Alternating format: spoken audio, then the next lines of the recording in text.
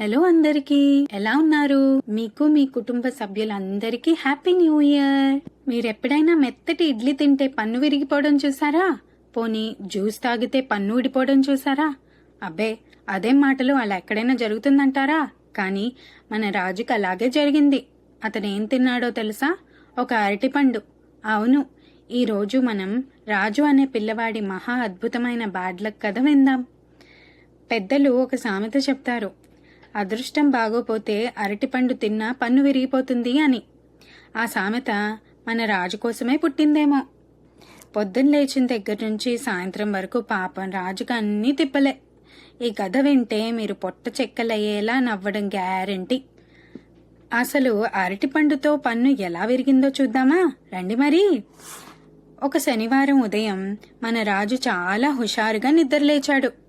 ఈరోజు సెలవు, బాగా ఆడుకోవాలనుకున్నాడు. కానీ పాపం అతని టైం అస్సలు బాగలేదు. మొదట పళ్ళు తోముకుందామని పేస్ట్ తీస్తే అది బ్రష్ మీద పడకుండా జారిపోయి చొక్కా మీద ప్లక్కుమని పడింది. చాచా, పొద్దునే ఏంటిది అనుకుంటూ చొక్కా మార్చుకుని బయటకొచ్చాడు. సరే, ఫ్రెండ్స్తో క్రికెట్ ఆడుకుందామని బ్యాట్ తీసుకుని బయలుదేరాడు. దారిలో చిన్న రాయి తగిలి ఢబేల్మని కింద పడ్డాడు. మోకాలికి దెబ్బ తగిలింది. అమ్మా, నా కాలు అని ఏడుపు ముఖంతో లేచి దుమ్ము దులుపుకుని గ్రౌండ్కి వెళ్తే అక్కడ ఒక్క ఫ్రెండ్ కూడా లేడు. అందరూ వేరే ఊరు వెళ్లారట. రాజుకి ఆకలి, కోపం రెండూ వచ్చాయి. విసుగ్గా ఇంటికొచ్చాడు.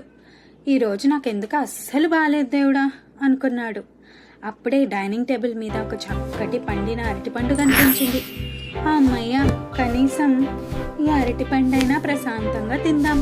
ఇది మెత్తగా ఉంటుంది కదా, ఏం ప్రమాదం ఉండదులే అని అనుకుని రొట్టెలేసుకుంటూ ఆ అరటిపండుని నోట్లో పెట్టుకుని ఒక్క బైట్ చేశాడు. అంతే, కట్ కట్ అని ఒక శబ్దం.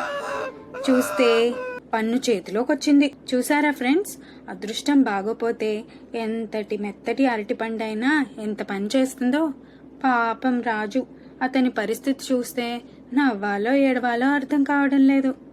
మరి మీకెప్పుడైనా ఇలాంటి ఫన్నీ బ్యాడ్ లక్ సీన్ ఎదురైందా? చిన్న పని కూడా పెద్ద తిప్పలు తెచ్చిందా? కమెంట్స్లో చెప్పండి.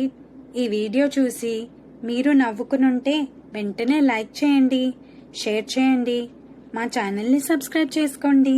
ఎంతమంది సబ్స్క్రైబ్ చేసుకుంటే అన్ని బ్లెస్సింగ్స్ వచ్చినట్టు ఫీల్ అవుతాం. Thank you.